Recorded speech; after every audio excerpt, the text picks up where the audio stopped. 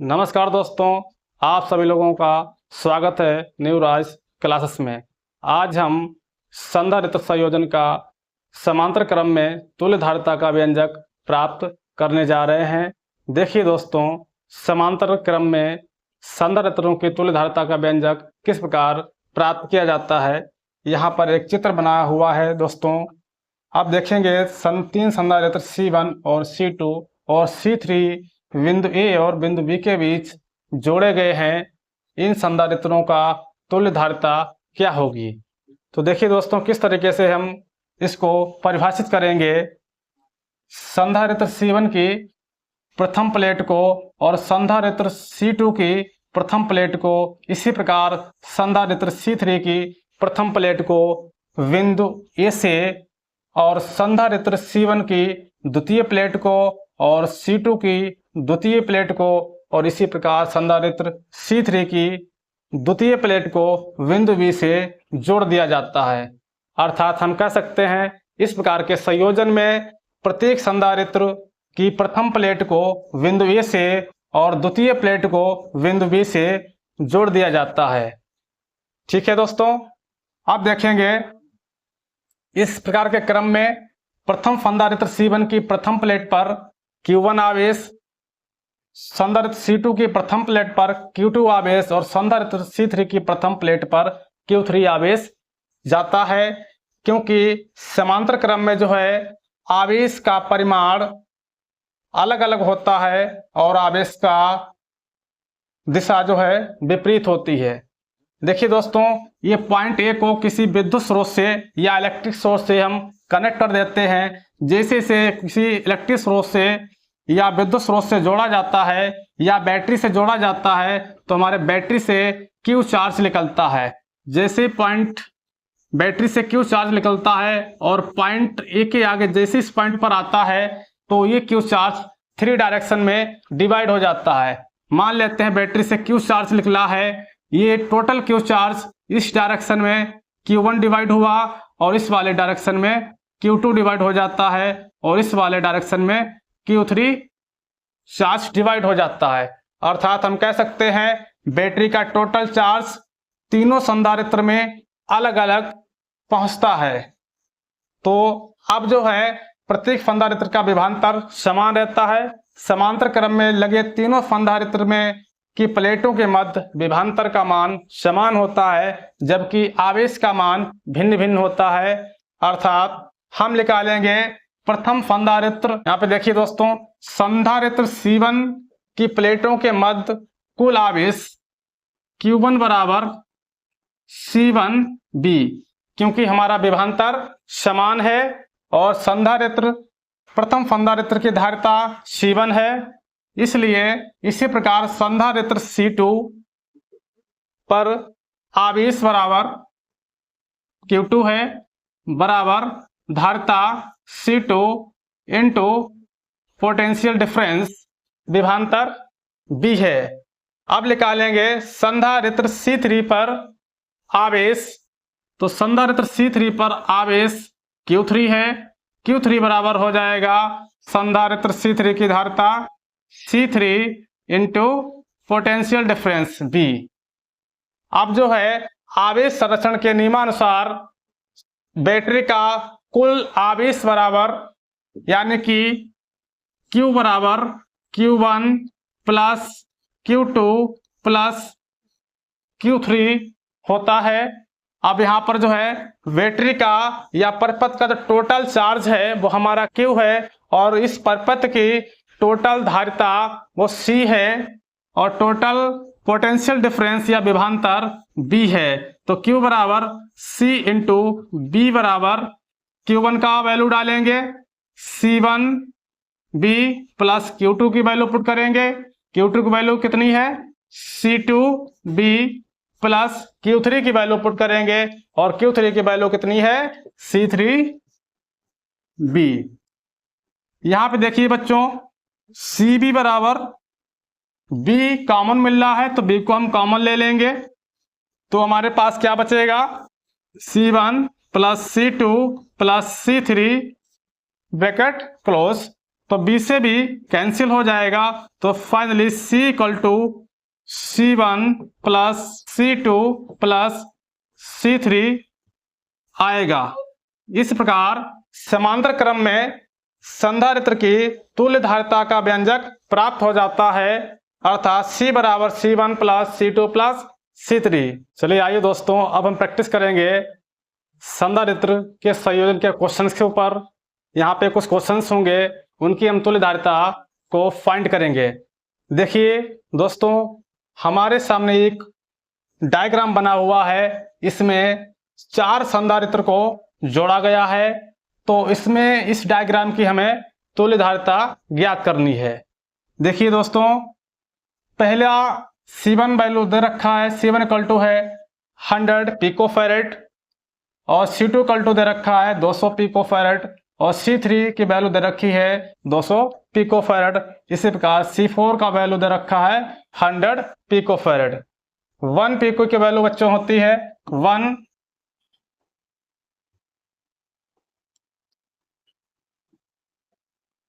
1 pico बराबर होता है 10 की पावर माइनस 12 फैरेड। तो देखिए बच्चों, हमें इस डायग्राम की, इस सर्किट की या इस परिपथ की हमें तुल्य धारिता ज्ञात करनी है। तो देखिए, तो यहाँ पर एक बैटरी लगी है। बैटरी का पॉइंट ए को हम प्लस मानते हैं और पॉइंट बी को माइनस मानते हैं। तो मान लेते हैं बैटरी के पॉजिटिव टर्मिनल से एक क्यू आवेश यहां से निकलता है।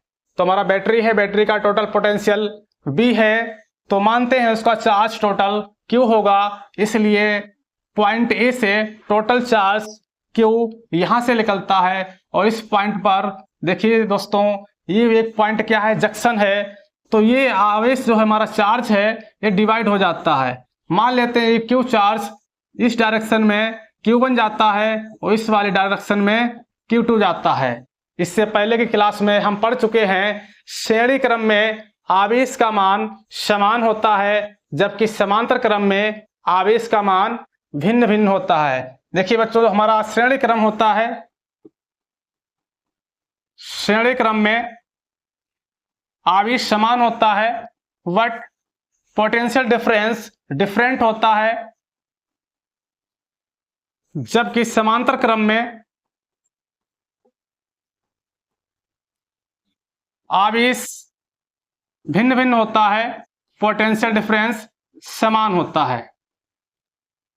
तो हम ये देखेंगे इस डायग्राम में, इस सर्किट में कौन से संधारित्र श्रेणी क्रम में संयोजित हैं और कौन कौन से संधारित्र समांतर क्रम में संयोजित हैं। तो देखते हैं, संधारित्र C3 और C2 में गुजरने वाला या प्रवाहित होने वाला आवेश समान है, क्योंकि Q1 आवेश संधारित्र C3 में भी प्रवाहित हो रहा है, और यही Q1 आवेश संधारित्र C2 में भी प्रवाहित होगा। तो हम कह सकते हैं संधारित्र C3 और C2 में प्रवाहित होने वाला आवेश समान है। इस प्रकार संधारित्र C3 और C2 श्रेणी क्रम में संयोजित हैं। अतः हम जानते हैं श्रेणी क्रम में संयोजित संधारित्रों की तुल्य धारिता का व्यंजक, तो हम कह सकते हैं 1/C डैश बराबर 1/C2 प्लस 1/C3। देखिए बच्चों, तो 1/C डैश बराबर 1/C2 प्लस 1/C3, तो 1/C डैश बराबर हो जाएगा 1/C2 की वैल्यू कितनी है, 200 पिकोफैरेड, यानी 200 प्लस 1/C3 की वैल्यू भी दे रखी है 200 पिकोफैरेड। तो उसको सॉल्व करेंगे तो 1/C डैश इक्वल टू आ जाएगा 2/200, तो 2 से 2 कैंसिल हो जाएगा, तो 1/C डैश बराबर आ जाएगा 1/100। इसलिए C डैश की वैल्यू निकल के आएगी 100 पिकोफैरेड।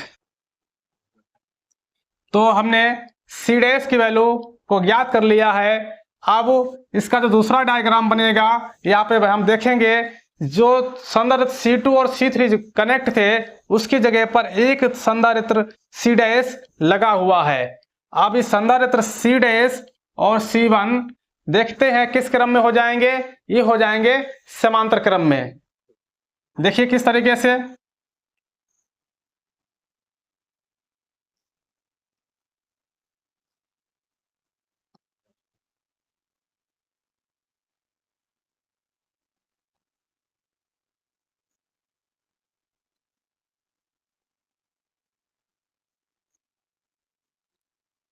C1, C2 और C3 श्रेणी क्रम में संयोजित थे। इनकी तुल्य धारिता C' हमने ज्ञात की है, तो यहां पर C2 और C3 की जगह पे कितना आएगा बच्चों? C' आएगा। तो C1 का वैल्यू कितना दे रखा है? 100 पिकोफैरेड और C' कितना आया है? 100 पिकोफैरेड और C4 की वैल्यू दे रखी है 100 पिकोफैरेड। अब देखिए बच्चों, फिर से हम यहाँ पे देखेंगे हमारा संधारित्र C' और C1 किस क्रम में जुड़े हुए हैं। देखते हैं, यहां से बैटरी के पॉजिटिव टर्मिनल ए से चार्ज क्यों निकलता है, तो यहाँ पर जो है जंक्शन पॉइंट है, इसलिए ये ब्रांच में डिवाइड हो जाता है। तो हमारा Q1 चार्ज इस वाले संधारित्र यानी कि C' में जाता है और Q2 चार्ज संधारित्र C1 में चला जाता है। तो संधारित्र C' और संधारित्र C1 में जाने वाला चार्ज डिफरेंट है, अलग अलग है। तो हम कह सकते हैं जिस क्रम में प्रवाहित होने वाले आवेश का मान अलग अलग होता है वह क्रम समांतर क्रम कहलाता है। तो हम कह सकते हैं संधारित्र C' और C1 समांतर क्रम में संयोजित हैं। तो अतः इनकी तुल्य धारिता C" बराबर C1 प्लस C'। तो C" बराबर हो जाएगा, C1 की वैल्यू कितनी है? 100 प्लस C' की वैल्यू कितनी है? 100। तो C" आएगा 200 पिकोफैरेड। तो इस तरीके से हमने C" को भी फाइंड कर लिया है। अब देखेंगे बच्चों, दोनों को जो हमने सॉल्व किया है तो हमारा C" निकल के आया है 200 पिकोफैरेड। तो इन दोनों संधारित्रों की जगह पर तुल्य संधारित्र C" लग जाएगा। तो इसका जो है अगला फिगर क्या आएगा बच्चों? C1 और C' को हमने तुल्य धारिता फाइंड की है, तो C" बराबर 200 पिकोफैरेड आया। तो अर्थात ये C" का वैल्यू हो जाएगा 200 पिकोफैरेड और C4 की वैल्यू दे रखी है 100 पिकोफैरेड। अब फिर देखते हैं किस क्रम में संयोजित है। बैटरी के पॉजिटिव टर्मिनल ए से प्लस Q चार्ज निकलता है, तो प्लस Q चार्ज संधारित्र C" और C4 में प्रवाहित होता है। अर्थात हम कह सकते हैं संधारित्र C4 और C" में प्रवाहित होने वाला आवेश समान है। और हम जानते हैं जिस क्रम में आवेश का मान समान होता है वह क्रम श्रेणी क्रम कहलाता है। तो संधारित्र C" और C4 श्रेणी क्रम में संयोजित है, अतः इसकी तुल्य धारिता 1/CE। बच्चों ई का मतलब होता है इक्विवेलेंट, जिसे हिंदी में तुल्य बोलते हैं। तो 1/CE equal to 1/C" plus 1/C4। तो 1/C इक्वल टू हो जाएगा बच्चों 1/C' और C" की वैल्यू कितनी है? 200। 1/200 प्लस 1/C4 यानी C4 की वैल्यू कितनी है? 1/100। तो 1/C इक्विवेलेंट इक्वल टू आ जाएगा। अब यहाँ पर हम इसको सॉल्व करेंगे। यहाँ पे 1/200 प्लस 1/100, तो यहाँ पे क्या करेंगे? स्क्वायर करना है, तो इधर हम 2 से मल्टीप्लाई कर देंगे और न्यूमरेटर या अंश में भी 2 से हम मल्टीप्लाई कर देंगे। तो हमारे पास से 1/200 प्लस 2/200 हो जाएगा। तो इसको हम बाद ऐड कर लेंगे, तो 1/C इक्वल टू आ जाएगा 3/200। 3/200। यहाँ पे देखिए बच्चों, वहां पे स्पेस कम बचा हुआ है, तो यहाँ पे इसको हम क्या करेंगे?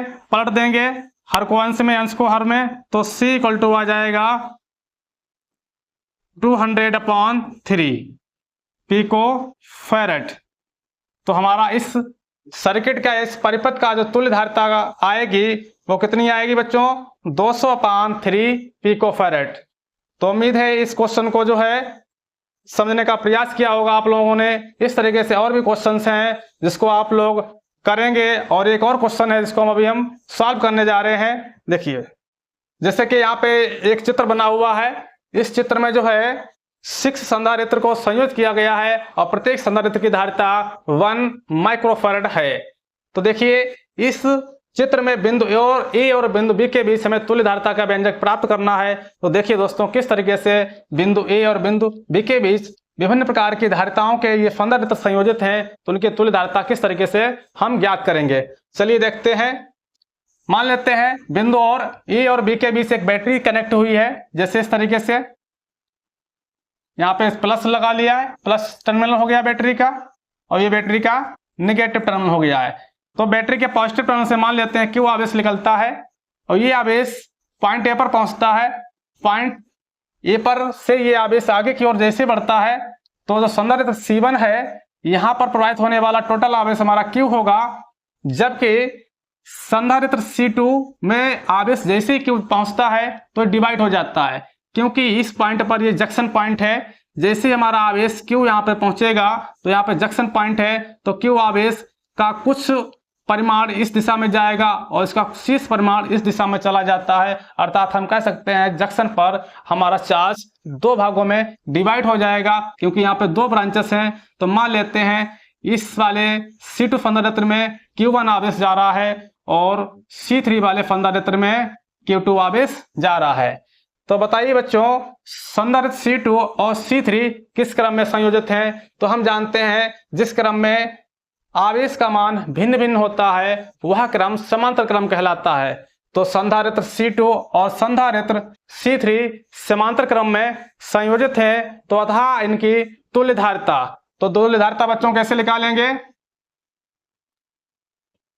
C dash equal to C2 plus C3, तो C डैश इक्वल टू आ जाएगा C2 भी 1 माइक्रोफैरड है और C3 भी 1 माइक्रोफैरड है, तो C डैश आ जाएगा 2 माइक्रोफैरड। अब देखिए बच्चों, इन दो C2 और C3 को जब हमने सॉल्व किया तो इसकी तुल्य धारिता निकाली तो 2 माइक्रोफैरड यहाँ पे प्राप्त हुई है। तो संधारित्र C2 और C3 की जगह पर हम एक इक्विवेलेंट या तुल्य संधारित्र की धारिता C डैश यहाँ पे लगाएंगे। देखिए इसका तो नेक्स्ट डायग्राम बनेगा, ये पॉइंट ए है, ये पॉइंट बी है। तो यहाँ पर जो है C1 ऑलरेडी में दे रखा है 1 माइक्रोफैरड, ये C1 हो गया है। उसके बाद में जो हमने C डैश निकाला है C2 और C3 को सॉल्व करके 2 माइक्रोफैरड आया है, तो यहाँ पे जो है हमारा नए धारिता यानी कि C डैश लग जाएगा, जिसकी वैल्यू कितनी है 2 माइक्रोफैरड। और बाकी यहाँ पे देखेंगे, अब देखिए बच्चों C4, यहाँ पे C4 लगा हुआ है 1 माइक्रोफैरड का है। यहाँ पर भी C5 लगा हुआ है जिसकी धारिता 1 माइक्रोफैरड है, और यहाँ पर जो है C6 लगा हुआ है जिसकी धारिता भी 1 माइक्रोफैरड है। अब देखेंगे पॉइंट ए और पॉइंट बी के बीच तुल्य धारिता। तो मान लेते हैं यहां से चार्ज क्यू निकला है, बैटरी से चार्ज क्यू निकलता है, जो हमारे संधारित्र C1 में भी क्यू चार्ज जाएगा और C डैश में भी क्यू चार्ज फ्लो होगा और C4 में भी क्यू चार्ज फ्लो होगा। अर्थात हम कह सकते हैं संधारित्र C1 और C डैश और C4 में प्रवाहित होने वाला आवेश हमारा समान है। इस प्रकार जो है C1 और C डैश और C4 श्रेणी क्रम में संयोजित हैं, अतः इनकी तुल्य धारिता तो 1/C double dash equal to 1/C1 plus 1/C dash plus 1/C4। तो 1/C double dash equal to हो जाएगा 1/C1 की value 1 microfarad 1 plus 1/C dash 1/C dash 2 plus 1/C4 1/1। तो इसको सॉल्व करेंगे 1/C डैश 1 प्लस इसको बाद में लिख लेंगे, इसको पहले लिख लिया तो 1/2। तो 1/C डैश 2 प्लस 1/2, तो 1/C डैश इक्वल टू आ जाएगा 2 2 4 प्लस 1 5/2 या 4 प्लस 1/2। तो यहाँ पे जो है C डबल डैश आ जाएगा 5/2 होगा, इसको चेंज कर देंगे तो 2/5 इसको सॉल्व करेंगे तो यहाँ पे कितना आ जाएगा 0.4, तो C डबल डैश की वैल्यू आएगी 0.4 माइक्रो फैरेड। अब देखिए बच्चों, संधारित्र C डैश C1 और C4 की जो तुल्य धारिता निकाली है वो C डबल डैश है, जिसकी वैल्यू 0.4 माइक्रो फैरेड प्राप्त हुई है। तो इन तीनों संधारित्रों की जगह पर हम एक संधारित्र C डबल डैश लगाएंगे। तो इसका नेक्स्ट डायग्राम होगा पॉइंट बी, ये पॉइंट हमारा ये है C डबल डैश। तो C डबल डैश कितनी आई बच्चों, 0. यहाँ पे लिख दे रहे हैं 0.4 माइक्रो फैरेड। C5 कितनी दे रखी है, 1 माइक्रो फैरेड है, और C6 भी, ये C6 दे रखी है 1 माइक्रो फैरेड। देखिए बच्चों, फिर से यहाँ पे देखेंगे बिंदु ए से प्लस क्यू चार्ज निकलता है, यानी कि बैटरी के पॉइंट ए से प्लस क्यू चार्ज निकला तो C डैश में तो प्लस क्यू चार्ज जाएगा। फिर यहाँ पे जंक्शन पॉइंट है, चार्ज हमारा क्यू डिवाइड हो जाएगा, इधर मान लेते हैं Q1 चला गया है, Q डैश चला गया, इधर जो है Q1 चला गया है। तो यहाँ पर भी चार्ज अलग जा रहा है। इस वाले संधारित्र यानी कि C6 और C5 दोनों में चार्ज जो है या बेस है वो अलग अलग है। तो संधारित्र C5 और C6 श्रेणी क्रम में संयोजित ना होकर समांतर क्रम में जुड़े हुए हैं, अतः इनकी तुल्य धारिता। तो C डबल डैश हो चुका है, तो C डबल डैश लगा लेंगे, C5 प्लस C6, तो C triple dash equal to हो जाएगा, C5 भी कितना है 1 माइक्रो फैरेड और C6 भी कितना है 1 माइक्रो फैरेड। तो C ट्रिपल डैश आ जाएगा 2 माइक्रो फैरेड। अब देखिए बच्चों, इन दोनों को सॉल्व किया तो हमें C ट्रिपल डैश आया 2 माइक्रो फैरेड। अब ये 2 माइक्रो फैरेड का संधारित्र और C डबल डैश यानी कि C डबल डैश और C ट्रिपल डैश ये किस क्रम में कनेक्ट होंगे, अब ये सीरीज में यानी कि श्रेणी क्रम में कनेक्ट हो जाएंगे। तो इसलिए इनकी तुल्य धारिता निकाल लेंगे, अर्थात हम कह सकते हैं इस परिपथ की तुल्य धारिता तो 1/CE। देखिए 1/CE क्यों हुआ, क्योंकि C ट्रिपल डैश और C डबल डैश इन दोनों को सॉल्व करेंगे। C5 और C6 को सॉल्व किया तो C ट्रिपल डैश प्राप्त हुआ 2 माइक्रो फैरेड का। तो ये C ट्रिपल डैश और C डबल डैश ये श्रेणी क्रम में संयोजित हैं, और श्रेणी क्रम में हम जानते हैं तुल्य धारिता का फार्मूला क्या होता है, 1/CE होता है बराबर 1/C double dash plus 1/C triple dash. तो 1/C equal to 1/C double dash की वैल्यू दे रखी है 0.4, तो 1/0.4 प्लस 1/C डबल डैश की वैल्यू दे रखी है 1/C ट्रिपल डैश है, सॉरी बच्चों 1/C ट्रिपल डैश की वैल्यू दे रखी है 1/2। तो इसको सॉल्व कर लेंगे, 1/C इक्वल टू हो जाएगा, पॉइंट हटाएंगे 0 बढ़ा देंगे तो 10/4 हुआ प्लस 1/2। यहाँ पे हर 4 है, यहाँ पे 2 है, तो उसको समान बना लेंगे हर को। तो 2 से नीचे मल्टीप्लाई, 2 से ऊपर मल्टीप्लाई कर लेंगे तो हमारा 1/C इक्वल टू आ जाएगा 10 और 2, 10 प्लस 2 कितना हो जाएगा 12 हो जाएगा, अपान 4 एलसीएम मिल जाएगा, 4 3 जा 12 होता है। तो C इक्वल टू आ जाएगा हमारा फाइनली 1/3।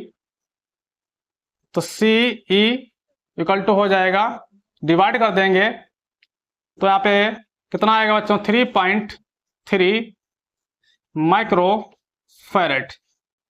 तो इस प्रकार जो है दिए हुए चित्र की हमने तुल्य धारिता को ज्ञात किया है। तो उपरोक्त चित्र का जो तुल्य धारिता होगी वो 3.3 माइक्रो फैरेड आएगी। तो इसी प्रकार जो है बने रहिएगा बच्चों, अगले जो है आप लोग सभी आगे और प्रैक्टिस करेंगे और भी न्यूमेरिकल लगवाएंगे इस प्रकार के सर्किट में तुल्य धारिता किस तरीके से ज्ञात की जाती है। धन्यवाद।